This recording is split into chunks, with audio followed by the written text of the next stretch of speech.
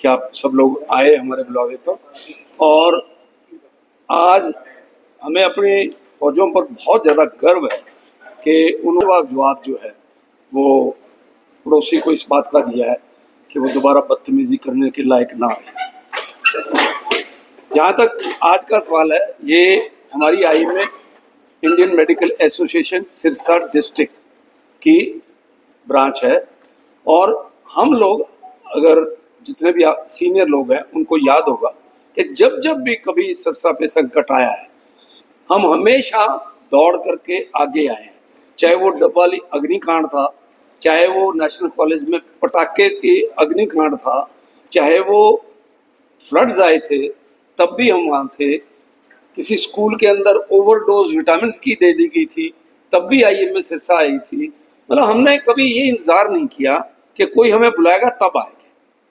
आज हम ये मानते हैं कि सिरसा एक बहुत सेंसिटिव जगह है, बहुत ही ज़्यादा सेंसिटिव जगह है, बॉर्डर से भी ज़्यादा दूर नहीं है और हमारी इंस्टॉलेशंस भी यहाँ पे काफ़ी हैं। तो हमने ये तय कर लिया है कि हम हर तरीके से किसी भी स्थिति के लिए पहले से तैयार मिलेंगे। हम चाहते हैं कि सरकार का, प्रशासन का और जनता का पूर्ण सहयोग किया जाए, उसमें कहीं कोई त्रुटि ना रहे। कोविड के ज़माने का मैं एक उदाहरण देता हूँ कि कोविड के ज़माने में हमारे साथियों ने जान पर खेल करके कोविड के लोगों का इलाज किया। और यही नहीं, सबसे बड़ी बात थी कि उस वक्त खून की एक भी व्यक्ति को खून की कमी की वजह से मरने नहीं दिया। ये IMA थी जिसने 650 यूनिट अपने दम पे इकट्ठे टाइम टू टाइम, जैसे 50-50 यूनिट का एक लगाया। तो उस वक्त भी हमारी कोशिशें थी और हम उसमें पूर्ण उतरे थे। तो IMA सिरसा का एक पूरा इतिहास रहा है और उसके अंदर आप लोगों का सहयोग हमारे साथ बहुत ज़्यादा रहा है। जनता का बड़ा तगड़ा सहयोग रहा है, प्रशासन का बड़ा तगड़ा सहयोग रहा है और जब जब जिस चीज़ की भी सरकार रही है उनका भी बड़ा सहयोग रहा है। तो हम अपने आप को पहले से तैयार कर रहे हैं। हमें किसी की आवाज़ नहीं आई है, किसी ने हमें बुलाया नहीं है, लेकिन हम अपने आप को तैयार करके चल रहे हैं। और डॉक्टर मेहता ने एक प्लान तैयार किया हुआ है, इसमें समय समय के साथ तरमीम की जाएगी, इसमें चेंजेस किए जाएंगे, जैसे प्रशासन चाहेगा, सरकार चाहेगी या जनता की आवाज़ उठेगी तो उस तरीके से करते जाएंगे। तो मैं अब डॉक्टर गौरव मेहता को दे रहा हूँ, ये अपना आपको बताएंगे। Doctor Gaurav Mehta, president district Sirsa, IMA Sirsa. सभी तो आप सभी को बहुत बहुत धन्यवाद, आप सभी आए। सबसे पहले तो मैं इंडियन आर्मी को सल्यूट करना चाहता हूँ कि पहलगाम अटैक के बाद उन्होंने जो मिशन सिंदूर किया देश के लिए बहुत ही अच्छा था।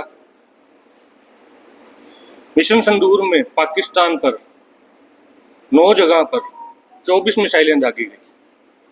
ये सारी की सारी जो भी जगहें थी 9 की 9 ये आतंकी अड्डे थे। सेना ने यह सुनिश्चित किया कि कोई भी आम जनता का नुकसान ना हो, सिर्फ आतंकियों पर ही हमला किया जाए। लेकिन अब जैसा माहौल बन रहा है, लग रहा है पाकिस्तान युद्ध की तरफ जा रहा है। हम नहीं चाहते युद्ध हो, लेकिन अगर युद्ध हुआ तो Indian IMA Sirsa, Indian army administration व आम जनता के साथ। हमने कल एक आपातकालीन मीटिंग बुलाई IMA हाउस में। वहाँ सारा ग्राउंड वर्क करके हमने यह फैसला लिया कि अगर इंडिया पाकिस्तान की वार हुई तो वार के विक्टिम का इलाज फ्री में होगा, बिल्कुल फ्री होगा, कोई चार्ज नहीं लिए जाएंगे। एक कमेटी का गठन कर दिया गया है। उस कमेटी में सारे सीनियर जूनियर अलग अलग स्पेशलिटी के लोग हैं।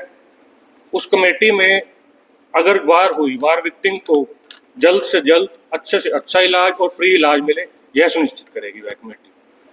बाकी जो भी समय पे चेंज होएगा वो करते रहेंगे। हमारा रोड मैप बिल्कुल तैयार है।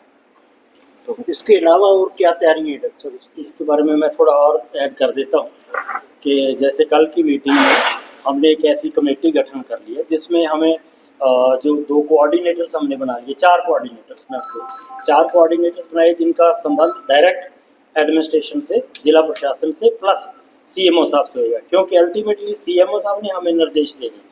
हमने अपनी तरफ से, सिविल हॉस्पिटल तो है ही, हमने अपनी तरफ से संजीवनी हॉस्पिटल को बेस हॉस्पिटल रिकग्नाइज कर दिया कि सारे हमारे पेशेंट्स वहाँ जाएंगे।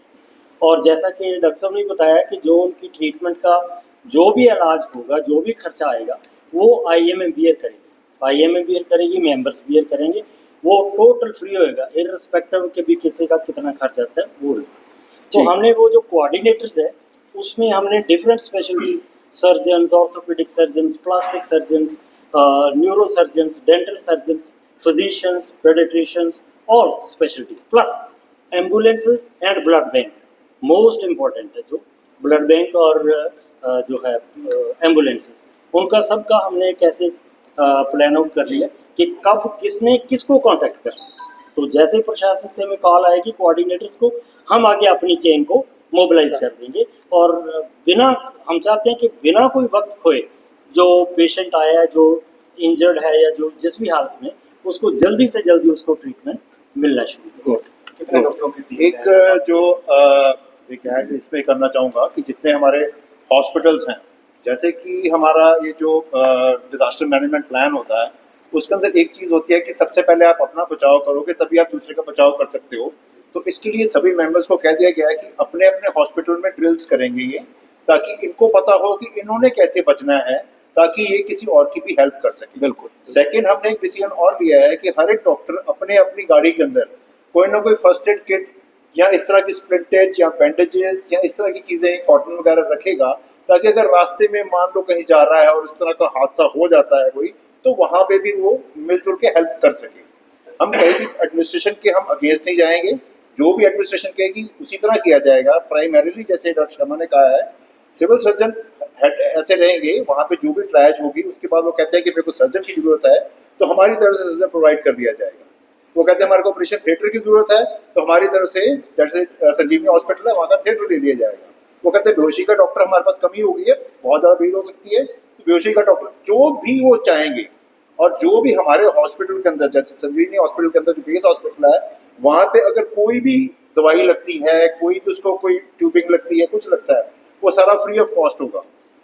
ब्लड बैंक डॉक्टर साहब के अंडर है, तो डॉक्टर साहब ने आपको बता ही दिया कि ब्लड की हम पहले भी कभी कमी नहीं होने देते, और अब भी इन्होंने अपने वॉलंटियर्स जो है वो चिन्हित कर लिए हैं कि अगर जरूरत पड़े तो कहाँ कहाँ पे हम ब्लड कैंप लगा के ब्लड की पूर्ति कर सकते हैं। वो सिर्फ हमारे लिए नहीं होगी, अगर फौजी अस्पताल में, कहीं मिलिट्री हॉस्पिटल में ब्लड की जरूरत होगी, तो हमारे जो वॉलंटियर्स हैं, जो पब्लिक के वॉलंटियर्स हैं, जो यहाँ के ब्लड डोनेट करेंगे, उनको भी आगे दे दिया जाएगा। तो ये हमारा एक मोटा मोटा सा प्लान है। मैनुअल साहब, मैं पूछना चाहूँगा, एक मिनट डॉक्टर आशीष।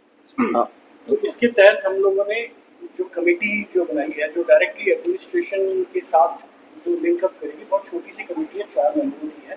उसमें doctor GK Agarwal, doctor SP Sharma, doctor Viresh Bhushan और मैं रखा। हम लोग वो कमेटी में उनके साथ जुड़ेंगे।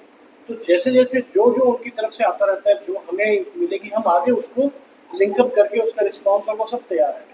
और जैसे सर ने बताया कि हम अपनी गाड़ियों में होगा, आप हमें हौसला दोगे और अकेले कान में बता दोगे कि डॉक्टर साहब फलानी जगह गलती हो रही है, और ये आप लोगों ने बहुत बार किया है, मुझे तो पूरा विश्वास है। गलती हमारे कान में बताओ, अच्छाई हमारी ढोल पीट के बताओ। डॉक्टर साहब आप इस सवाल जिस डॉक्टर साहब ने कहीं पे बहुत ज़्यादा खून निकल रहा है, तो सभी के घर में टॉवल्स होते हैं, रुमाल होते हैं, आप उसके साथ उसको प्रेशर दे के खून को बंद कर सकते हो कुछ देर के लिए, ताकि उसको उस जगह पे ट्रांसपोर्ट किया जा सके। आपके हर एक के घर में मैगजीन्स होती हैं या अखबारें होती हैं मोटी मोटी। अगर कहीं पे छोटा फ्रैक्चर आपको लग रहा है कि बाजू टूट गई है, तो इसके अगेंस्ट आप सिर्फ एक उसको बांध दीजिए, जो आपकी मैगजीन है या अखबार के 10-12 फोल्ड करके थोड़ा सा उसको बांध दीजिए। आपके घर में कोई पट्टियाँ होती हैं, कोई लकड़ी की पट्टी है, उसको लगा के उसको स्टेबलाइज कर दीजिए। आप उसको और कुछ नहीं कर सकते, स्टेबलाइज कर दिया, आधा इलाज हो गया। उसको ना तो पेन होगी, ना इसको खून बहेगा, ना ही आगे डैमेज होगा, बाकी काम वहाँ पे जाके होगा। पट्टियाँ करना, प्रेशर के साथ अपने जो खून को बंद करना है और अपने स्प्लिंटेज देनी है, ये सबसे इम्पोर्टेंट चीज़ें हैं किसी भी, चाहे वो आज की आपदा की बात करें या किसी एक्सीडेंट की बात करें। मैं आपको एक निमंत्रण देता हूँ, एक स्पेशल सेशन फर्स्ट एड के लिए अगर आप करना चाहें, तो हमारे 3 या 4 डॉक्टर पूरा वो सामान लेकर के आपको फर्स्ट एड का वो कर देंगे, ताकि पब्लिक अवेयर हो जाए कि भी छोटा फ्रैक्चर हो गया तो कैसे करें। ये जॉइंट जैसे डॉक्टर साहब बता रहे थे, तो वी कैन डू दैट। तो बहुत तरह की और इंजरी है, बर्न हाँ। करते हैं, आंख को इंजरी हो सकती है ट्यूब से, तो मतलब अलग अलग तरह के वो Awareness। इनके लिए लोगों को अवेयर होना चाहिए। और किसी का सवाल नहीं? हाँ जी। एक और अच्छा, टेबलेट्स की तो पेन किलर्स तो होते हैं आपके, पर पेन किलर्स भी उसके अपने बहुत साइड इफेक्ट्स होते हैं। तो हम नहीं चाहेंगे कि किसी भी तरह की इस तरह की सेल्फ मेडिकेशन की जाए। आप अपने डॉक्टर से संपर्क करें, वो आपको बताएगा कि क्या लेना है। ऐसी कोई आपदा नहीं है कि आपके केमिस्ट बंद हो जाएंगे, ऐसी कोई आपदा नहीं है कि सिविल हॉस्पिटल बंद हो जाएगा, ऐसी कोई आपदा नहीं है कि हमारा IMA का कोई भी हॉस्पिटल बंद होगा। आप कहीं पे संपर्क करेंगे, आपको डेफिनेटली बताया जाएगा कि कौन सी दवाई दी जा सकती है। हर एक हॉस्पिटल के अंदर केमिस्ट की शॉप्स भी हैं, वहां से आप ले भी पाओगे। तो होर्डिंग मत कीजिए, चाहे वो दवाइयों की होर्डिंग है, चाहे वो आटे की होर्डिंग है, चाहे वो चीनी की होर्डिंग है, मत कीजिए। ऐसा कुछ नहीं होने वाला। पाकिस्तान के अंदर दम सिर्फ 4 या 5 दिन का है, इसके बाद उनका है नहीं। और 4-5 दिन के लिए हमारे पास वैसे ही खाना घर में पड़ा होता है। स्थिति पाकिस्तान बस एक मैं लास्ट में कह रहा हूँ कि पैनिक ना क्रिएट हो पब्लिक में। मतलब पैनिक जो है ना वो सबसे ज्यादा आगे बिल्कुल नहीं करें, वो एटलीस्ट जो चीज ऑथेंटिक नहीं है उसको आगे फॉरवर्ड ना करें मीडिया। मुझे बात का पता नहीं है, मैं कह दूंगा सॉरी आई डोंट नो, मुझे नहीं मालूम। हमें तो कल जो हमारी मीटिंग हुई है उसके अंदर ये भी डिस्कस हो गया है कि हमने अपने मेंबर्स को भी सतर्क कर दिया है कि हमारा जो सोशल जो ग्रुप है IMA का, उसके अंदर आप कोई भी अनऑथेंटिकेटेड चीज नहीं डालेंगे। आपने कोई चीज डालनी है जो गवर्नमेंट की तरफ से आ रही है, अपने ओपिनियन मत डालिए, अपनी तरफ से ऐसा कुछ मत बनाइए कि ये हो गया, फलाना होगा, जब मेरे बंदे यहाँ मर गए, फलाने मर गए, वो फॉरवर्ड चलते रहते हैं। ऐसा चीज मत कीजिए। और इसके अंदर हमने पूरा अधिकृत कर दिया, हमारे जो मीडिया सेल के इंचार्ज हैं डॉक्टर बासिल हैं, उनको हमने कह दिया है कि अगर कोई भी बात होगी तो इनको हमने अथॉरिटी दी है कि आप अपने लेवल पे रीड कर सकते हो।